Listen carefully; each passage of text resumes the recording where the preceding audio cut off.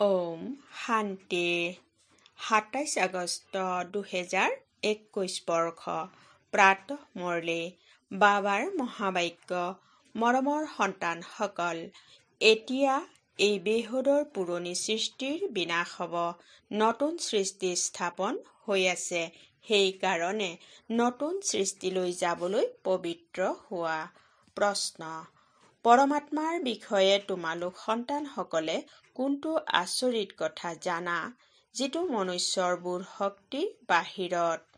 উত্তৰ: তোমালোকে কোৱা যেনেকৈ আত্মা জ্যোতিবিন্দু, তেনেকৈ পৰমাত্মাও অতি সূক্ষ্ম জ্যোতিবিন্দু। এই আচৰিত কথাবোৰ মনুষ্যৰ বোধ শক্তিৰ বাহিৰত। বহুত সন্তানো এই বিন্দুত বাবাই কৈছে, বহুত সন্তানো এই ক্ষেত্ৰত বিবুদ্ধিত পৰি যায়। বাবাই কয়, সন্তানসকল বিবুদ্ধিত নপৰিবা। যদি সূক্ষ্ম ৰূপত স্মৃতিত নাথাকে, তেন্তে ডাঙৰ ৰূপত স্মৰণ কৰা। নিশ্চয় স্মৰণ কৰিব লাগে। গীত: ৰাত কে ৰাহি থক মত জানা, অৰ্থাৎ নিশাৰ পথিক ভাগৰি নপৰিবা। ওম শান্তি। আত্মিক সন্তানসকলক আত্মিক পিতাই বহি বুজায়। সেইকাৰণে সন্তানসকল আত্ম-অভিমানী হৈ বহিব লাগে। এনেকৈ আৰু কোনো স্থানত বুজোৱা নহয়। কোনো সাধু সন্তই এনেকৈ নুবুজায় যে আত্ম-অভিমানী হৈ বহা। এনেকৈ এজন পিতাইহে বুজায়, আন কোনেও এনেকৈ ক'বলৈ নাজানিবই। এইটো যুক্তি কোনেও শুনাব নোৱাৰে। তোমালোক সন্তানসকলেও বুজি পোৱা যে আমি আত্মা, আত্মাইহে এটা শৰীৰ এৰি আন এটা লয়। কেতিয়াবা অধিবক্তা, কেতিয়াবা ডাক্তৰ হয়। আত্মাহে এতিয়া পতিত হৈছে, আকৌ পাৱন হ'ব। আত্মাত জ্ঞান ধাৰণ হয়। পিতা নিৰাকাৰ, জ্ঞানৰ সাগৰ, গতিকে নিশ্চয় আহি জ্ঞান শুনাব, নহয় জানো? পতিত পাৱন হয়, গতিকে নিশ্চয় আহি পাৱন কৰি তুলিব। তেওঁ হ'ল সৰ্বোচ্চ পৰমপিতা পৰমাত্মা। মই তোমালোকৰ পিতা, সৰ্বোচ্চ হওঁ, জ্ঞানপূৰ্ণ হওঁ। মোৰ নিজৰ শৰীৰ নাই। এই সকলো জ্ঞান তোমালোক আত্মাই ধাৰণ কৰা, সেয়েহে তোমালোক আত্ম-অভিমানী হ'ব লাগে। দেহ অভিমান ৰাখিব নালাগে। আৰু এনেকুৱা কোনো স্থান নাই য'ত শুনোতা আৰু শুনাওতা দুয়ো দেহী অভিমানী হয়। পিতাটো হয়েই নিৰাকাৰ। তেওঁ আহি তোমালোকক ৰাজযোগ শিকায়। বাকী সকলো মনুষ্য হয়েই দেহ অভিমানী। যদিও এই লক্ষ্মীনাৰায়ণৰ ক্ষেত্ৰত ক'ব এওঁলোক আত্ম-অভিমানী আছিল, তথাপিও দেহবোধটো থাকে, নহয়? এই জ্ঞান পৰম পিতা পৰমাত্মাহে আহি দিয়ে। আত্মাই ধাৰণ কৰিবলগীয়া হয়। আত্মাকেই পতিতৰ পৰা পাৱন হোৱা যুক্তি শুনায়। এতিয়া গোটেই জগতৰ পতন আকৌ উত্থান কৰিবলৈ আহে। এয়া তোমালোক সন্তানসকলে জানা। পতন মানে বিনাশ, উত্থান মানে স্থাপন। স্থাপনা আৰু বিনাশ। স্থাপনা কিহৰ? নতুন সৃষ্টিৰ। স্বৰ্গৰ স্থাপনা, আকৌ পুৰণি সৃষ্টি, হেল নৰকৰ বিনাশ। বিনাশ আৰু স্থাপনা। কলিযুগ হৈছে পুৰণা সৃষ্টি আৰু বিনাশ নিশ্চয় হোৱা উচিত। বিনাশৰ লক্ষণ এই ভয়ানক মহাভাৰতৰ যুদ্ধ। মহাভাৰতৰ বৃত্তান্ত মহাভাৰত শাস্ত্ৰত দেখুৱায়। পিতাই ব্ৰহ্মাৰ দ্বাৰা স্থাপনা কৰে। সেয়াটো নিশ্চয় নতুন সৃষ্টিৰেই কৰিব, নহয় জানো? এয়া হ'ল বেহুদৰ অৰ্থাৎ অসীমৰ বিনাশ আৰু বেহুদৰ স্থাপনা। পিতাইহে নতুন ঘৰ সাজিব সন্তানসকলৰ কাৰণে। পাছত পুৰণা ঘৰ নিশ্চয় ভাঙি পেলাব। তোমালোকে বুজি পোৱা। বাবাই এতিয়াও নতুন সৃষ্টি স্থাপনা কৰি আছে। তমোপ্ৰধানৰ পৰা আকৌ সতোপ্ৰধান কৰি তুলিবলৈ আমাক তৈয়াৰ কৰি আছে। বিনাশৰ কাৰণে মহাভাৰতৰ যুদ্ধ প্ৰসিদ্ধ। এনেকৈ কয়, এয়া সেয়াই সময়। সেই তৰাবোৰেই আহি পৰস্পৰ মিলিত হৈছে যিবোৰ মহাভাৰতৰ সময়ত আছিল। এই চিৰিৰ চিত্ৰটো লিখা আছে ভাৰতৰ উত্থান আৰু পতনৰ অদ্ভুত কাহিনী। এই শাৰীৰটিত কল্প কল্প শব্দটিও থাকিব লাগে। আৰম্ভণিৰ পৰা অন্তলৈকে মনুষ্যই ৮৪ জন্ম লয়। এইটো তোমালোকৰ বুদ্ধিত আছে। মনুষ্যৰ বুদ্ধিততো একদম গডৰেজৰ তলা লাগি আছে। এই কথাবোৰ মনুষ্যই জানিব লাগে। আত্মাসকলে ইয়াত ভূমিকা পালন কৰিবলৈ শৰীৰ ধাৰণ কৰে।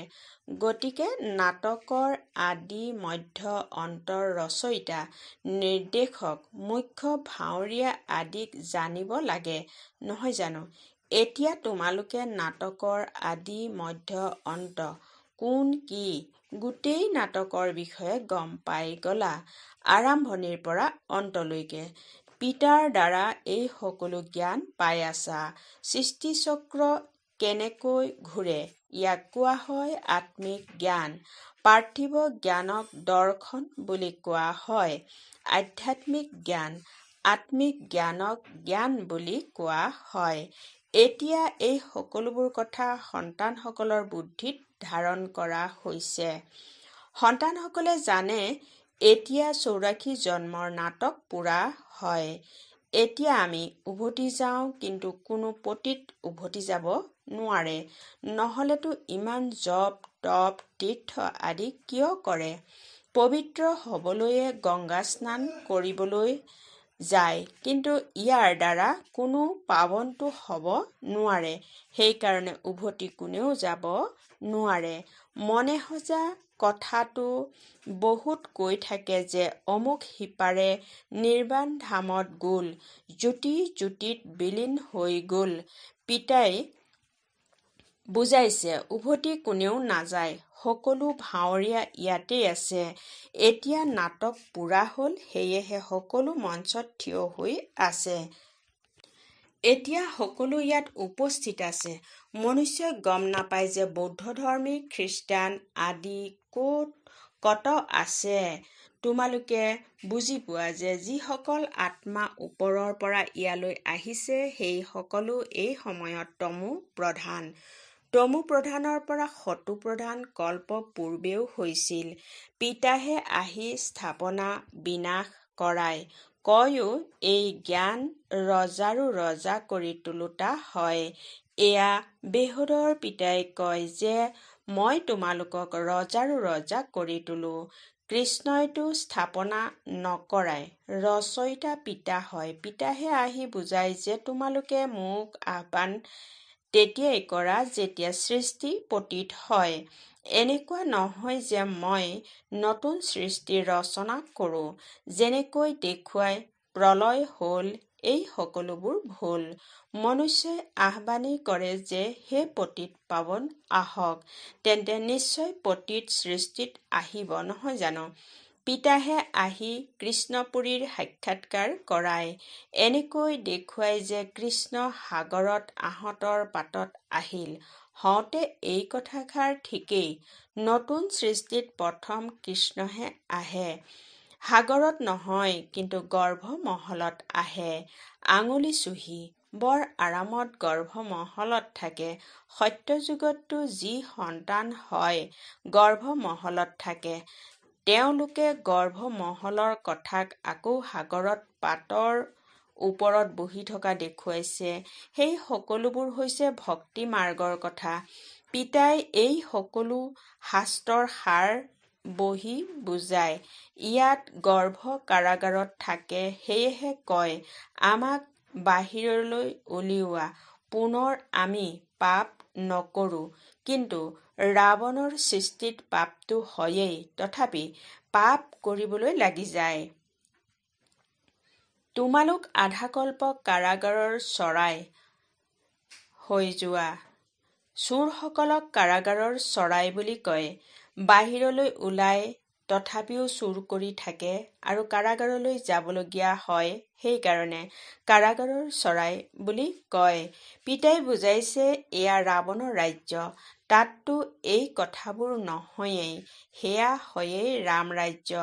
তাত গৰ্ভ কাৰাগাৰো নাথাকে আৰু সেই কাৰাগাৰো নাথাকে।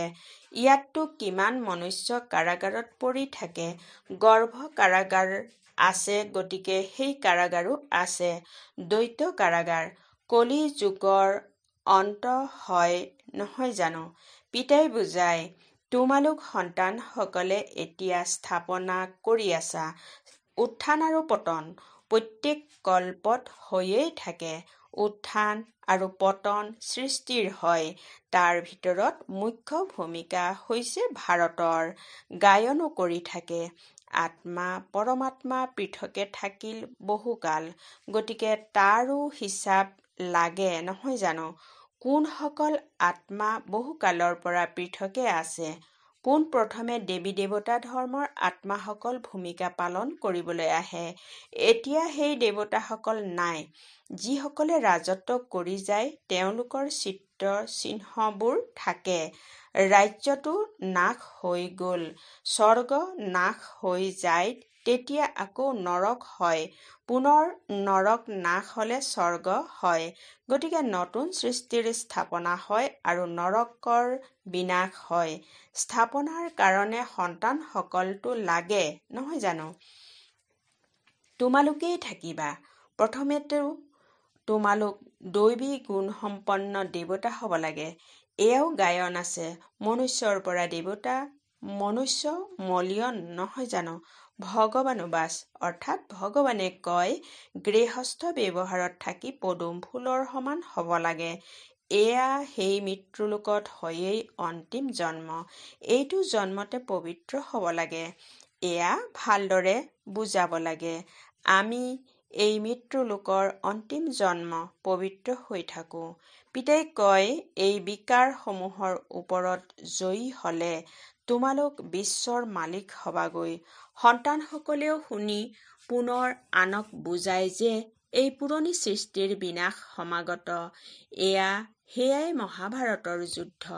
কাম মহাশত্ৰু হয়, সেইকাৰণে প্ৰতিজ্ঞা কৰা। এতিয়া তোমালোকে বুজি পোৱা যে আমি পবিত্ৰ হওঁ। এই পুৰণি সৃষ্টিৰ বিনাশ নিশ্চয় হ'ব। তাৰ আগতেই পবিত্ৰ নিশ্চয় হ'ব লাগে। বিনাশ হয় তেতিয়াতো কথাই নুসুধিবা, হাহাকাৰ হৈ যায়। অতি কঠোৰ মৃত্যু। তোমালোকে চাবও নোৱাৰিবা। কাৰোবাৰ অস্ত্ৰোপচাৰ হলে দুৰ্বল লোক স্থিৰে থাকিব নোৱাৰে, বাগৰি পৰে। সেইকাৰণে চিকিৎসকে পৰিয়ালৰ লোকক অনুমতি নিদিয়ে। এয়াতো কিমান ভয়ানক অস্ত্ৰোপচাৰ হ'ব। এজনে আনজনক মাৰি থাকিব। এইখন হৈছে লেতেৰা সৃষ্টি, কাঁইটৰ জংঘল। সত্যযুগক কোৱা হয় ফুলৰ বাগিচা। দেৱতাসকল চৈতন্য ফুল হয় নহয় জানো? মনুষ্যইতো বুজি লয় স্বৰ্গত কোনো ফুলৰ বাগিচা আছে। যি শুনে তাক কৈ দিয়ে, আল্লাৰ বাগিচা বুলি কয় নহয়। তেতিয়া আকৌ ধ্যানতো বাগিচা দেখিব। আল্লাই হাতত ফুল দিলে, বুদ্ধিতেই খুদাৰ বাগিচা আছে। ভক্তি মাৰ্গত সাক্ষাৎকাৰ কৰিবলৈ ভক্তি কৰে। সাক্ষাৎকাৰ হলে তেতিয়া কব সৰ্বব্যাপী হয় নহয় জানো? যি অতীত হৈ গল সেয়া পুনৰ হ'ব। সন্তানসকলে যি পেচাগত যেনেকৈ বাবাই কৈছে, সন্তানসকলে যি পোচাকত যেনেকৈ আহিছে সেই পোচাকত পুনৰ কল্পৰ পাছত আহিব। নাটকক কিছুমানে ভালদৰে বুজে। বাবাৰ ওচৰলৈ কোনোবা আহিলে তেতিয়া বাবাই সোধে, আগতে কেতিয়াবা আহিছিলানে? কয়, হয় বাবা, কল্প পূৰ্বেও আপোনাক লগ পাইছিলোঁ। আপোনাৰ পৰা উত্তৰাধিকাৰ লবলৈ আহিছিলোঁ। পিতাই কয়, কি পদ পাইছিলা? বাবা মম্মা বুলি কয়। তেন্তে নিশ্চয় তেওঁলোকৰ কুলত আহিব। বাবাই কয়, এনেকুৱা পুৰুষাৰ্থ কৰা যাতে উচ্চ পদ পোৱা। এই সকলোবোৰ কথা তোমালোকৰ বুদ্ধিত আছে। যথাযথ যুদ্ধও হ'ব, নৰকৰ বিনাশটো হ'বই। তোমালোকৰ ওচৰত অতি উত্তম চিত্ৰ আছে। এই কৃষ্ণৰ দুটা গোলকৰ চিত্ৰও ছপাব লাগে। ইয়াত অতি স্পষ্টকৈ আছে, স্বৰ্গৰ দুৱাৰ মুকলি হ'লে তেতিয়া নৰকক লঠিয়াই দিয়ে। তোমালোকৰো মুখ স্বৰ্গৰ ফালে। এয়াতো একেবাৰে সঠিক কথা। জানা যে এতিয়া আমি ঘৰলৈ যাব লাগে, গতিকে ঘৰকে স্মৃতিলৈ আনিব লাগে। পুৰণি সৃষ্টিক পাহৰিব লাগে। ইয়াক কোৱা হয় বেহুদৰ বৈৰাগ্য। পুৰণি সৃষ্টিক এৰি আমি বাবাৰ ওচৰলৈ যাওঁ। স্মৃতিৰ যাত্ৰাৰেহে যাম। মুখ্য হয়েই স্মৃতিত থকাৰ কথা। স্মৰণটো সকলোৱে কৰে নহয় জানো? এতিয়া পিতাই আহি যথাৰ্থ কথা বুজায় যে মোক স্মৰণ কৰা। এয়া হৈছে অব্যভিচাৰী স্মৰণ। সেয়াও অৰ্থসহিত। তোমালোকে জানা যে শিৱ বাবাও বিন্দু হয়। নিজকো আত্মা বিন্দু বুলি বুজা, পিতাকো বিন্দু বুলি বুজা। নতুন কথা দেখি পাহৰি যায়। নিজক আত্মা বুলি বুজি আকৌ পিতা আৰু নিজৰ ঘৰক স্মৰণ কৰিব লাগে। বাৰু, বিন্দু সূক্ষ্ম হয়, ঘৰটো ডাঙৰ নহয় জানো? ঘৰক স্মৰণ কৰা। বাবাও তাত থাকে। মই আৰু তোমালোক তালৈ যাম য'ত বাবা থাকে। বিন্দু স্মৃতিলৈ নাহে। বাৰু, ঘৰটো স্মৃতিলৈ আহে নহয় জানো? সেয়া হৈছে শান্তিধাম আৰু সেয়া হৈছে সুখধাম। এয়া হ'ল দুখধাম। তোমালোকে এতিয়া পুৰুষাৰ্থ ক্ৰম অনুসৰি পঢ়ি আছা। আকৌ সুখধামত আহি যাবা। পিতাৰ সন্তান হয়, গতিকে নিশ্চয় স্বৰ্গৰ বাটচাহী লাগে। কল্প পূৰ্বেও শিৱ বাবা আহিছিল, স্বৰ্গৰ বাটচাহী দিছিল। তোমালোকে পাহৰি গলা। পিতাই কয়, এতিয়া আকৌ আহিছো তোমালোকক দিবলৈ। কিমান বাৰ তোমালোকে বাটচাহী লৈছা আৰু হেৰুৱাইছা। অগণন বাৰ উত্তৰাধিকাৰ লৈছা। তথাপি এনেহেন পিতাক কিয় পাহৰি যোৱা? মায়াৰ ধুমুহাৰ সৈতে বহুত যুদ্ধ হয়, সেইবাবে নাটকো দেখুৱায়। মায়াই সেইফালে টানে, প্ৰভুৱে এইফালে টানে। জ্ঞানত বিঘিনি নাহে, স্মৃতিত থকাৰ ক্ষেত্ৰত বিঘিনি আহে। ইয়াতেই পৰিশ্ৰম হয়। এতিয়া পিতাই কয়, মহাৰথী হোৱা। এই পুৰণি সৃষ্টিততো জুই লাগিব। এই যজ্ঞত গোটেই পুৰণি সৃষ্টি স্বাহা হ'ব, অৰ্থাৎ আহুতি যাব। গতিকে মহাবীৰো হ'ব লাগে। তোমালোক সন্তানসকলে অখণ্ড অচল অটল ৰাজ্য ল'ব লাগে। তোমালোকৰ বুদ্ধিযোগ পিতা সৈতে এনেকৈ থাকিব লাগে যাতে যিমানেই ধুমুহা নাহক মায়াই একো কৰিব নোৱাৰে। এয়া হৈছে তোমালোকৰ অন্তিমৰ অৱস্থা, যেতিয়া স্থানান্তৰিত হোৱাৰ সময় হয়। যিদৰে স্কুলত পৰীক্ষা অন্তিমত হয়, তোমালোকৰ মালাও অন্তিমত তৈয়াৰ হ'ব। তোমালোকৰ বহুত সাক্ষাৎকাৰ হ'ব। অমুক এয়া হ'ব, অমুকী এয়া হ'ব, এওঁ দাসী হ'ব, এই সকলোবোৰ শুনাব। সেই সময়ততো একো কৰিব নোৱাৰিবা। তেতিয়া অনুতাপ কৰিব লাগিব, এয়া মই কি কৰিলোঁ, শ্ৰীমতত কিয় নচলিলোঁ। কিন্তু অন্তিম সময়ত একো কৰিব নোৱাৰিব। এনেকৈ বহুতে অনুতাপ কৰিব। মনুষ্যই কাৰোবাক হত্যা কৰি আকৌ পাছত অনুতাপ কৰে। কিন্তু হত্যাটো কৰি পেলালে তাৰ পাছত কি কৰিব পাৰিব? সেইবাবে পিতাই কয়, গাফিলতি নকৰিবা, নিজৰ পুৰুষাৰ্থ কৰি থাকা। ভাল বাৰু, অতি মৰমৰ কল্পৰ পাছত পুনৰাই লগ পোৱা সন্তানসকলৰ প্ৰতি মাতা পিতা বাপ দাদাৰ স্নেহপূৰ্ণ স্মৰণ আৰু সুপ্ৰভাত।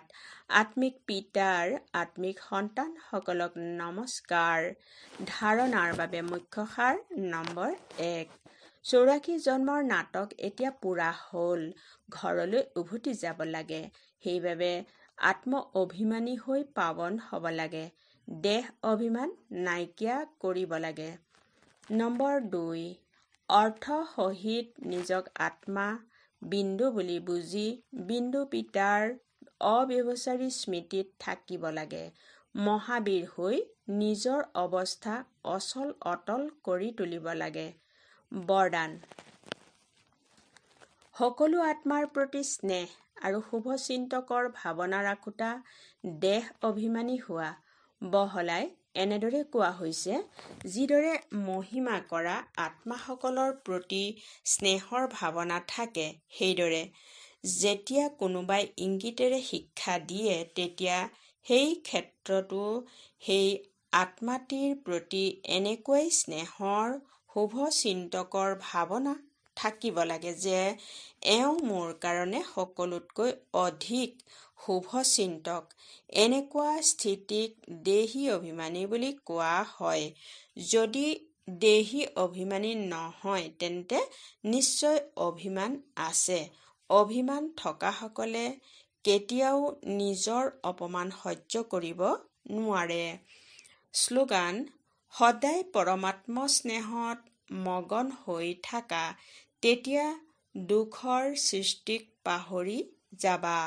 ওম শান্তি।